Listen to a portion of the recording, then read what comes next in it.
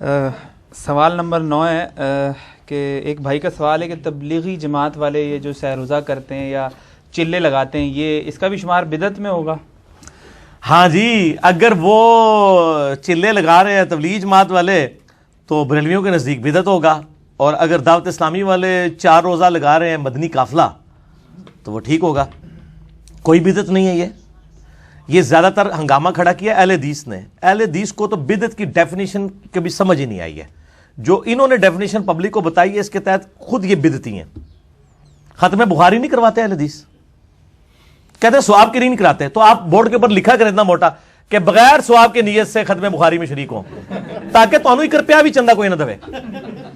لوگ کہیں گے ثواب ہی لبڑا دے عمل ہے جا کے وہ تھی ثواب کے لیے ہو رہا ہے۔ یار یہ انتظامی معاملات ہیں۔ یہ آج ہم نے جو اتوار والے درس قرآن کیا ہوا ہے، نبی علیہ السلام تو جمعرات والے دن درس دیتے تھے، ہمارے لیے اتوار زیادہ کنوینئنٹ ہے۔ انتظامی معاملات کے اوپر کبھی بدعت کا فتویٰ نہیں لگتا۔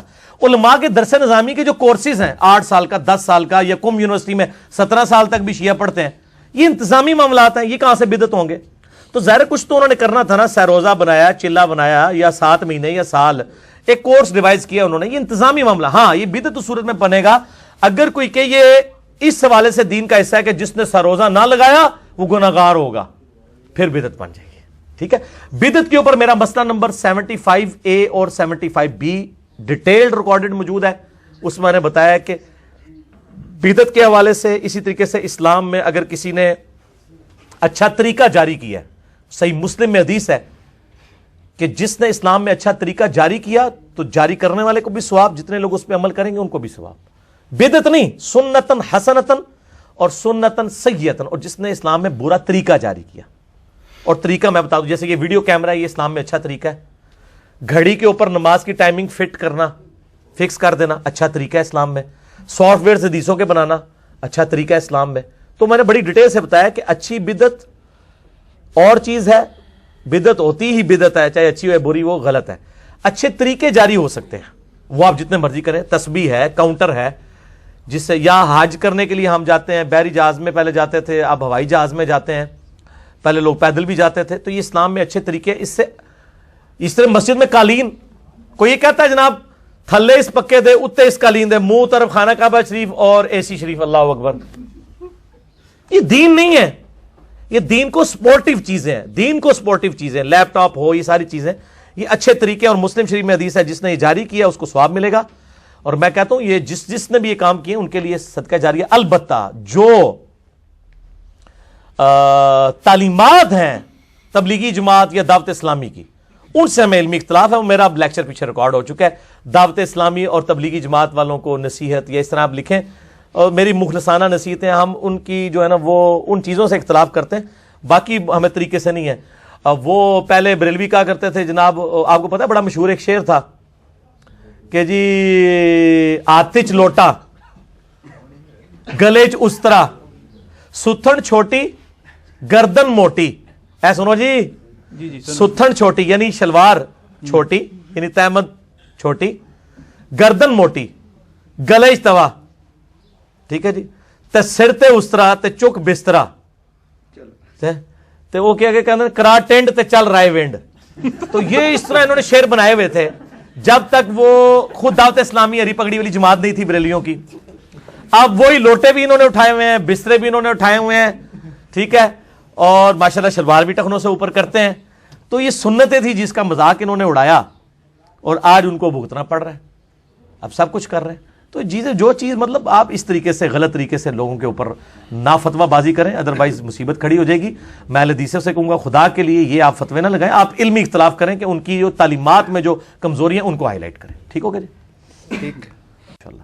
اکثر ایسا ہوتا ہے جب ہم لوگوں کو حق بات بتاتے ہیں تو پلٹ کر جواب دیتے ہیں بھائی لکم دینکم ولی دین، اپنے قبر میں جانا اپنے، میں نے اپنے میں جانا، بحث کی کوئی ضرورت نہیں ہے۔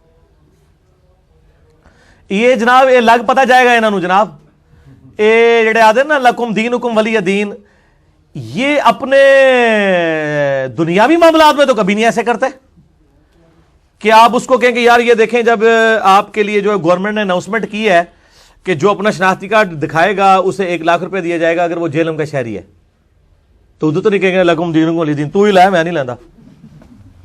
دین میں اگر کوئی کر رہا ہے یہ بھائی حرام ایسے جو کرتا ہے، یہ ذہن میں رکھیں. قرآن حکیم میں اللہ تعالیٰ نے سورہ جو السجدہ ہے نا جی، پارہ نمبر 21 کے اندر سورہ السجدہ، اسے سورہ الف لام میم السجدہ کہتے ہیں، اس کی آخری آیت یہی ہے. اور میں نے یہ آیت آخری نصیحت کے طور پر ریسرچ پیپر نمبر 4 امام الانبیاء کی دعوت قرآن صلی اللہ علیہ وآلہ وسلم پہ بھی ڈالی ہے. اللہ تعالیٰ فرماتا ہے، آیت نمبر ہے 22 اس کی، سورہ سجدہ کی، وَمَنْ أَظْلَمُ مِمَّنْ ذُكِّرَ بِآيَاتِ رَبِّهِ ثُمَّ أَعْرَضَ عَنْهَا.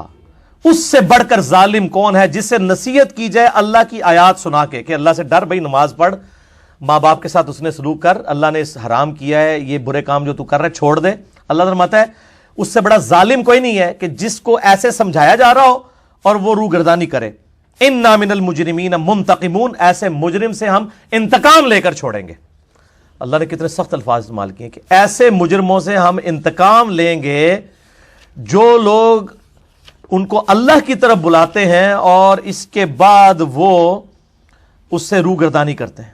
ٹھیک ہے جی، یہ بڑا خطرناک معاملہ ہے. اور ایک اور آیت بڑی سخت ہے، سورۃ المؤمن، سورہ غافر کی آیت نمبر 10 ہے، ان الذین کفروا ینادون لمقت اللہ اکبر من مقتکم. جن لوگوں نے دنیا میں اللہ کا انکار کیا،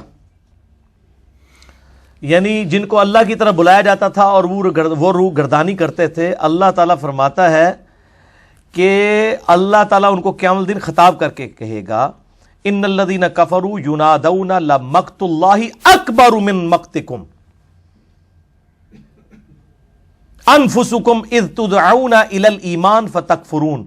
اللہ تعالیٰ فرمائے گا کہ دنیا میں مجھے اس سے زیادہ کوفت اور تکلیف ہوتی تھی جتنی آج تمہیں میرے عذاب سے ہو رہی ہے، جب تمہیں دنیا میں میری طرف بلایا جاتا تھا اور تم مجھ سے روگردانی کرتے تھے. اس سے زیادہ سخت الفاظ قرآن میں میرے نزدیک کوئی نہیں ہے. اس سے چھوٹا بچہ، یعنی بغیر میں ریزیمبلنس کی بات کر رہا ہوں کہ ہوں پتہ لگا بچو جی، اللہ تعالیٰ ہمارا ہے، ہم ان لوگوں کو قیامت والے دن جن کو دنیا میں اللہ کی طرف بلایا جاتا تھا، ان کو اللہ تعالیٰ جب ان کو عذاب دے گا نا تو اللہ تعالیٰ فرمائے گا آج تم اپنی جانوں سے جس طرح بیزار ہو نا اس تکلیف سے، اس سے زیادہ ہمیں تکلیف ہوتی تھی جب تمہیں دنیا میں اللہ کی طرف بلایا جاتا تھا اور تم کہتے تو اپنا کام کر، میں اپنا کام کر. یہ نبیوں کے ریپرزینٹیٹو ہوتے ہیں جو آپ کے پاس اللہ کا دعوت لے کے آتے ہیں. اس کا مطلب ہے کہ وقت کا پیغمبر بھی آپ کے پاس آتا، آپ اس کے ساتھ بھی یہی کچھ کرتے. آج وہ لوگ کہتے ہیں نا وہ تیرے ہوتے جنم لیا ہوتا، میں کہنا ہاں ہو سکتا ہے پھر ابو جہل ہی ہوتا، ضروری نہیں ہے کہ ابو بکر عمر عثمان علی ہوتا. ہو پتہ نہیں کی ہوندا تو ہوں نہیں تینوں سمجھ پہ آندی 1400 سال بعد، تو اس ٹائم پتہ نہیں تو کی ہوندا. ٹھیک ہے، تیرے ہوتے جنم لیا ہوتا.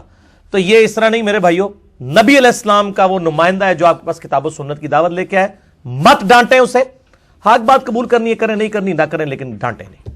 ٹھیک ہے جی، مجرم ایسے لوگ جو یہ کر رہے ہیں. میں تو یار یعنی میں اب وہ اپنی کو تعریف نہیں کرتا، میرا علمی سٹیٹس پوری دنیا کے سامنے ہے.